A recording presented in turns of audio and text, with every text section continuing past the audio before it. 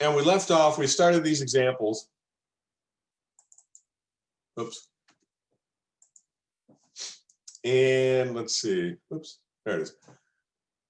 We took each one and we broke it down into, on the X and Y axes, we plotted them and we drew some vectors, and we're in the middle of doing some analysis. So I want to go back to these problems on paper. The first one we did, we took this force, well, I'll just go to the worksheet. We took the force of 10 newtons acting at 30 degrees, and we plotted it as a vector, right? So it had magnitude, 10 newtons, and direction. We looked and we broke this down into X and Y components, right? And we solved for those components. We said this vector of 10 newtons is the same as taking and acting on this point with 5 newtons in the X direction and 8.66 newtons in the Y direction. So if we had two strings at this point here, oops, and we connected them, and one was acting at 5 newtons and one was acting with 8.66 newtons. Oh wait, did I mess these up? AY, oh yeah, AY is 5 newtons. I wrote these backwards, sorry guys. That should, yeah, I have AY is 5 newtons, AX is 8.66 newtons, which makes sense because, and I was just thinking to myself, so this is a Sandy check. This is how you do a Sandy check. Do my numbers make sense? Well, if I'm pulling with 5 newtons this way, this is what I was just thinking. 5 newtons and 8.6 newtons, wait a minute, it should go more towards the, it should go more like this. And that's where I realized I had written them backwards. It's 5 newtons up, right? Because it's a 30-degree angle. So you're pulling with 8.6 newtons to the right and 5 newtons up. That's going to cause a net move or net force of 10 newtons in the 30-degree angle. All right, so that's force vectors. Now, the other thing you can write are position vectors. And we have this set of axes here. Well, let me see in my notes. The next example also looks like, oh yeah, that's also position vectors, right? Okay. We said vector A acts 5 units to the right and 3 units vertically. And vector B acts 2 units to the left, so -2, and 4 units, -4 units vertically, right? So down. This is what the vectors look like. And I had mentioned how we use this I and J notation. We actually use little hats for vectors, I and J vectors. So when we talk about position vectors, we can write these as vector A is 5I plus 3J. And what this tells you is that on the x-axis, you're going 5 from the origin, and then in the y-axis, you're going 3. And I can write a similar equation for the B vector. And again, a position vector. So now I have some negative values. Here I'm going -2I and -4J.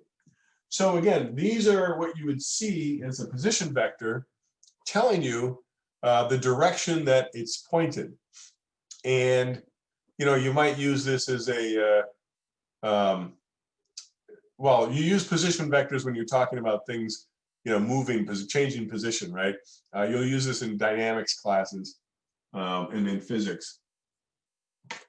Now, these are the vectors. This is their position vectors. There's also, you can calculate the magnitude of the vector. So how long is this vector, right? If this is 5 meters and 5 meters to the right on X and 3 meters in Y, or 5 miles and 3 miles, right? There's a length associated with the position vector. And that length So this symbolism is magnitude of vector A. Now you might just see it as, just A like this, right? Just the magnitude symbols. Again, textbooks a lot of times use boldface for vectors. When you're writing them out, you can't really do bold, so people tend to use the little arrow over the top, so you know what you're talking about. All right, so what is the magnitude of the vector? Well, this, if you look at vector notation, right, it gives you an X and a Y. And this is a triangle. So you just use the Pythagorean theorem to figure out the magnitude of the vector. So the magnitude of the vector, let me write a generic magnitude. Oh, maybe I should not have chosen X. Oh, what am I going to make this into?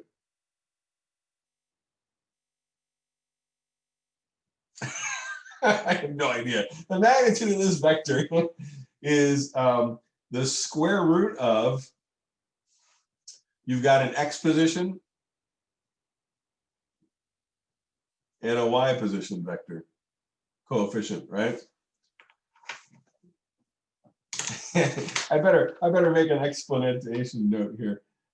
Generic vector. You're like, what's that letter? It's not even a letter. It's just me trying to get away from X. I didn't want to confuse you with an X over here and X over there. And then I was like, do I scribble it out? All right, so let's look at A. The magnitude of vector A is just going to be the square root of, we got 5 and 3, each of them squared, right? So we've got 5 squared plus 3 squared. This gives you the square root of 34, right? 25 plus 9. So the magnitude of A is 5.83 units. I'm just going to put units here because I left this I left this open.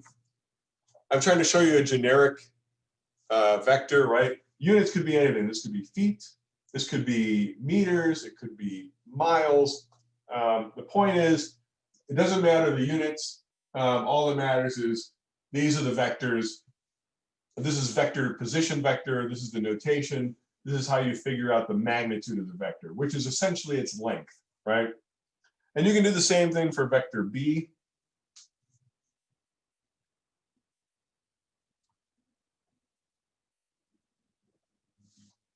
So now here I've got -2 squared plus -4 squared. And a lot of times you'll see people don't even bother with the negative signs because the square is just going to, right, -2 times -2, it's a positive, right? So it doesn't even really matter that much for the sake of the math if you include the negative signs. So you've got 2 squared plus 4 squared, you've got 4 plus 16, you've got square root of 20. So here you've got the B vector magnitude is 4.472 units.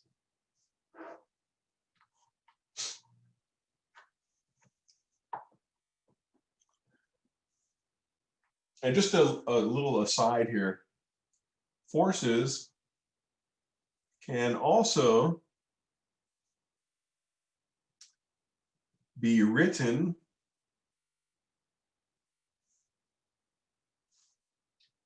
in vector notation. So for example, you could have 5i plus 3j newtons, right? Or, pounds, pound force, whatever whatever unit of force you happen to be using. You'll also see sometimes people write, a lot of times textbooks will include 5 newtons I, 3 newtons J. Yeah, I don't like to write that much, so I just put the, the units at the end like that. Let's see. So that is, I think that's all I wanted to cover in these 2 examples. And then if we go back here for a minute. Yeah, this is just another example. So let me go right to that next example. So let's do more with position vectors here.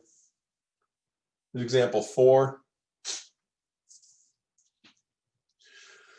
All right, so now what we're doing, this is different than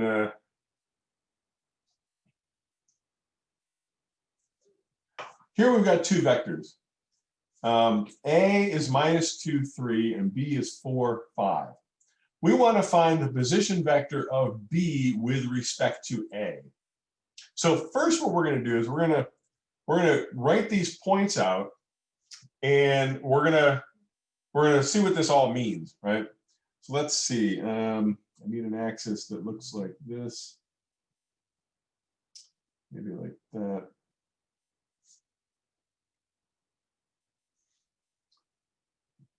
2, 3, 4, 5. So I like to go at least 1 beyond. 1, 2, 3, 4, 5, 6. 1, 2, 3. That covers everything, actually. All right, so here are our axes, X and Y. And what do we got? We've got point A and point B. So point A is -2 and up 3. 1, 2, 3. So throw that right there. That looks pretty good. That's A. That's point A. And then point B is going to be 1, 2, 3, 4, 5. Oh, wait, 4. Sorry. And then up 5. 1, 2, 3, 4, 5. Maybe right about here. Yeah. You guys actually have a better view of my paper than I do because the camera is right above it. I'm looking from the side, so B. All right, so let's talk about position vectors. We have these 2 points, and we want to find the position vector of B with respect to A. In other words, what is B's position with respect to A? So we're going to draw a vector from A to B.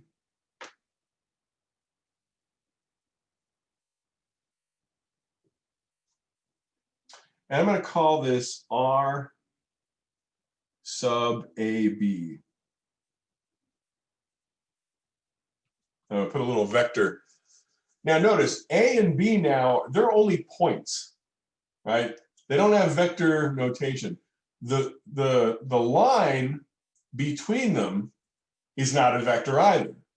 But the position, right, of B with respect to A, that is a vector. That is telling us a distance and a direction to go to get to B from A, right? That's a position vector. Now, how do we do this? Well, what we do is we look at each individual position vector first. We need to find a common point. What's a common point that connects A and B? Well, a common point would be something like the origin, right? 0. So what I'm going to do is I'm going to write position vectors for A and for B relative to the origin. So let me draw them here first.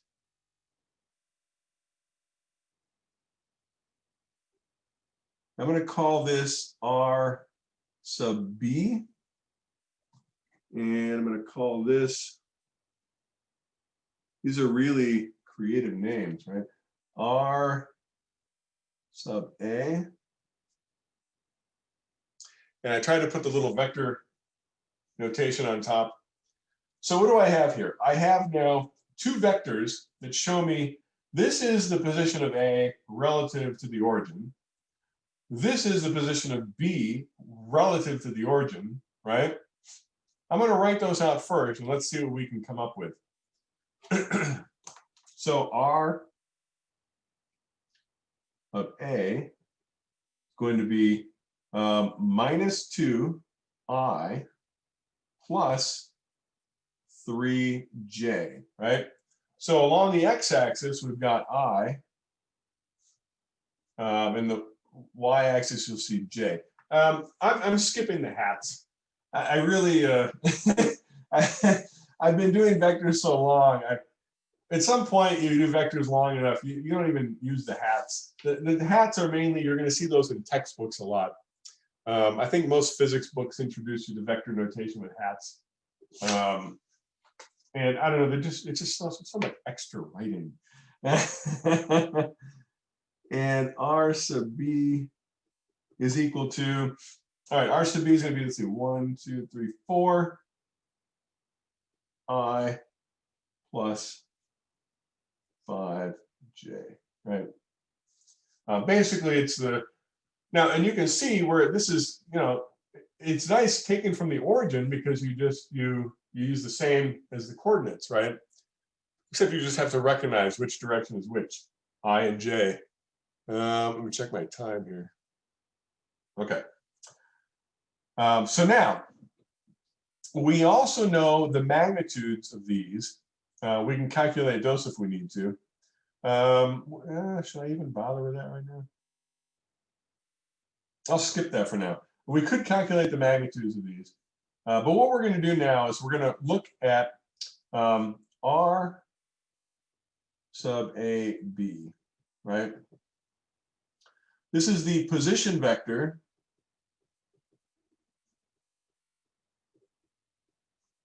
of B with respect to A. And you can write this as the difference between the position vectors of each of these points from the origin. But you have to write them in the right order. So we're going from A to B. So we want the position of B with respect to A. So that's going to be basically RB vector minus, oops, the RA vector. That's what we're saying when we say we want the position vector of B with respect to A. We're taking the vector RB and subtracting RA to get that. And we can write this out. We've got RB is 4I plus 5J, right? Minus, here we've got 2I plus 3J. Don't forget to distribute minus signs. I'm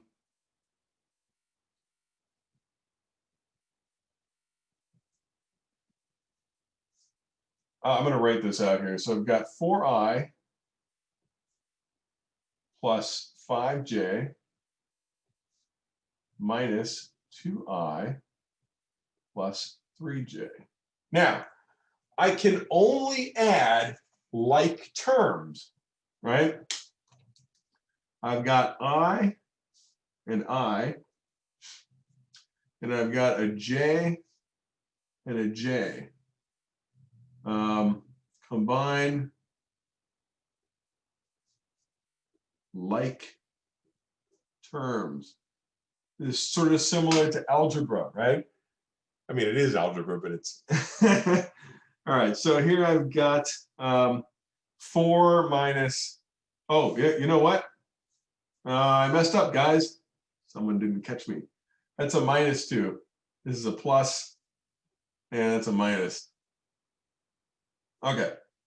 You got to distribute your minus sign. I was actually just about to make the point of remember to distribute your minus sign, and then I realized I forgot my signs. So this is a -2, and that's a +3. So I wind up with 4. The whole purpose of me writing this out was to distribute my sign, and I didn't do it. I have a minus of a minus, which gives me a plus, and I've got a minus of a plus, which gives me a minus. So now I've got 4 plus 2. I, so I've got 6I. I keep my I's and J's. Then I've got 5J minus 3J. So I've got a plus 2J. So this is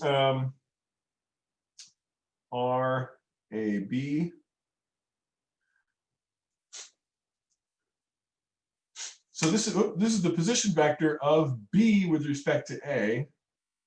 That's 6I plus 2J. Notice these position vectors up here only had one subscript. That's indicative that they're position vectors with respect to the origin. Sometimes in books you might see R sub A O, B O, or it looks like a 0. And that's a lot of times you'll see that in introductory stuff, or just to be clear that it's from the origin, especially if you've got position vectors all over the place for multidimensional problems. They may want to, the textbook may want to denote, oh, the position vector is relative to the origin, right? Also, as you get more advanced in your engineering careers, you're going to have classes where you're going to have to pick an arbitrary origin, right? So that point, that's all really you're doing here is you're saying this RA B relative to A, right? Well, if A were the origin, this would be, well, what am I doing? I've got 1, 2, 3, 4, 5, 6 over and 2 up, right? 1, 2. So that's all this is saying. You didn't actually have to do all this work, but I needed to, I mean, you could have just looked at this and said, well, A to B, it's 1, 2, 3, 4, 5, 6. But the point is to show you that vectors can be added and subtracted with each other.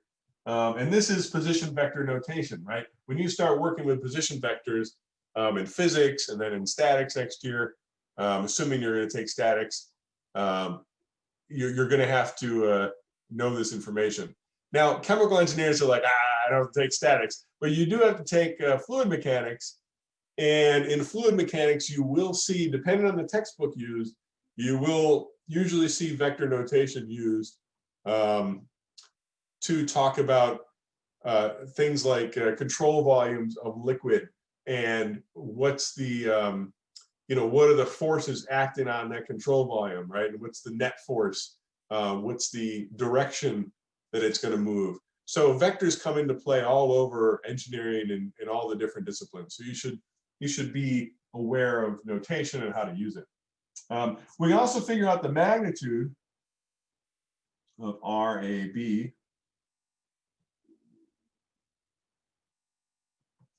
Just by taking the square of the sum of squares, right? I've got 6 squared plus 2 squared.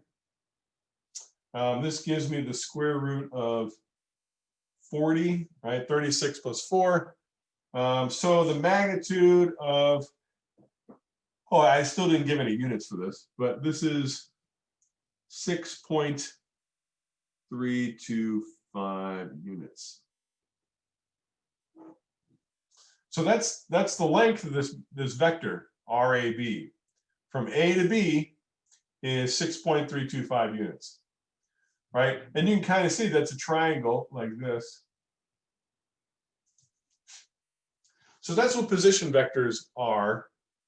The next one is also, what is this? Vector has a magnitude. Oh, okay. Oh, this is another repeat. Maybe I should have you guys try to work this out. Let's see, vector.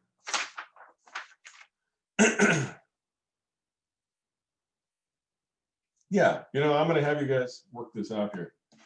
You're going to need to know sine and cosine. So write this down somewhere on a piece of paper. I'm going to break you guys into groups. Let's see how many people we got here. 15. I'll do breakout groups. All right. So a vector has a magnitude of 30 units and points 130 degrees counterclockwise from the positive x-axis. Calculate the x and y components of this vector. So you're going to have to draw this out,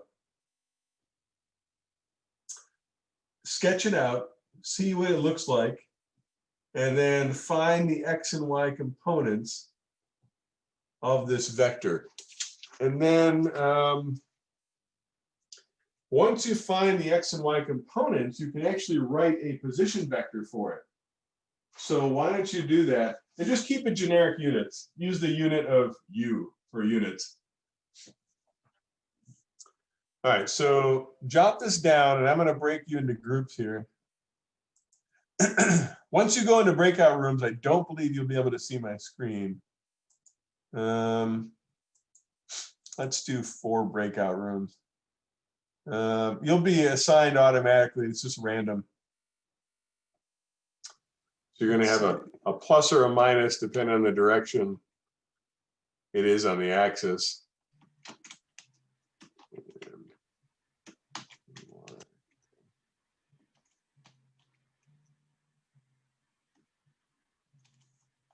So some format like that. Oh, okay, good. So someone put it in IJ format, good.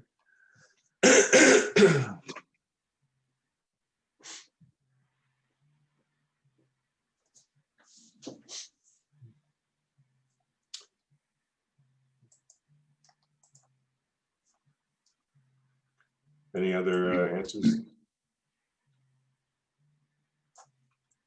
All right, so at least we got one group that. All right. Let me just quick review this before. Oh, okay, I got another one. Yep, y equals minus. Oh, okay, minus, plus. All right, so some signs. All right, so this is what it looks like. I have a vector that has a magnitude of 30 units,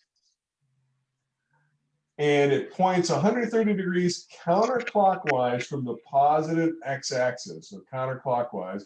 Calculate the x and y components of this vector. So one thing I can do here is I can look at this and I can say, okay, the x component is pointing this way,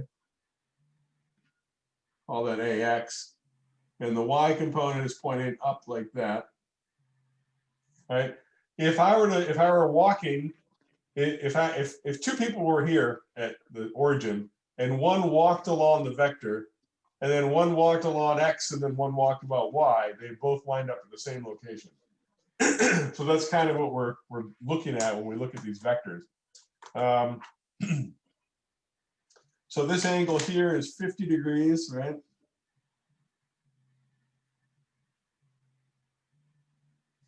Because it's a 180-degree straight line. So what do I got? I can write this as, let's see, if I look at this angle, cosine of, oh, what am I doing? Cosine of 50 equals, a cosine is adjacent over hypotenuse, right? So I've got ax over 30. I can rearrange this to find that ax equals 30 cosine 50. I can do a similar thing for ay. I can write the sine of 50 is ay opposite over hypotenuse, right? So ay equals 30 sine 50.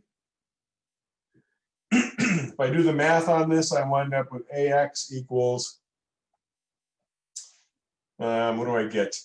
Ax, I get 19.28 units, and ay equals 22.98 units. Now, if I'm going to write these in IJ notation, right, if I'm going to write the actual vector, I need to use my brain and think about which direction these are going. Because these are only the magnitudes, right? They're calculated based on just this triangle. I noticed a sign in there that maybe someone used 130 degrees, and that's going to give you, let's see, I can't remember, is it sine or cosine? Cosine. I guess cosine is going to go negative. All right, so when I write this in vector notation, on the I-axis, I'm actually going negative, right? So I have a negative 19.28 I, right? And then a positive 22.98 J units. So that's how I would write this in vector notation. This is how I would calculate the components of this vector. And then these are the components in IJ notation with their directions, right? Negative and positive. So yeah, I'll stop here. I just realized I forgot to, oh no, I stopped. I started the recording again. All right, so I'll post a recording of this later on. Thanks for attending and working on the questions, and